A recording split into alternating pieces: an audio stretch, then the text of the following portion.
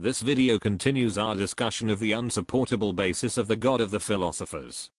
The second possible source of information from which a determination of the purported characteristics of God might be made, comes from claims made by men of having received such information from a God.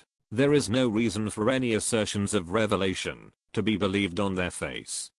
All revelations come through the voice or hand of man, and men may be mistaken, misled, delusional, or merely dishonest.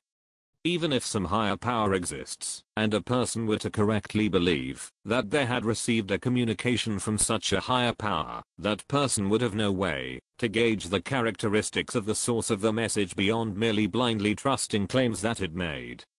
Although many holy books recount miracles said to have been performed by such higher powers, no witness is borne to any such miracle that would require the performer to be infinite in any sense, or more powerful even than many comic book heroes.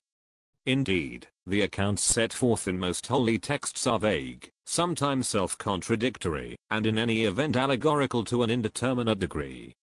So it is not absolutely set forth in such texts that the Creator described therein is the same entity described by the philosophers. A higher power need not even be conscious.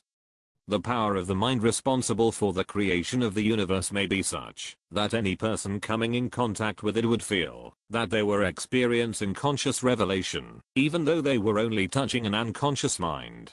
Finally, we come to the proof afforded by mathematics and logic. The most common logical arguments in favor of the existence of God, such as the argument for a prime mover or a necessary being, do not require that entity to be infinite, eternal, or omniscient.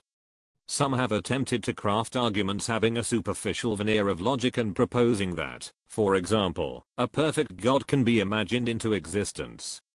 However, no such argument has withstood close logical scrutiny, if for no other reason than the ability of different minds to simultaneously conceive of imaginary beings with infinite power, but contradictory characteristics such as perfect disinterest and perfect interest.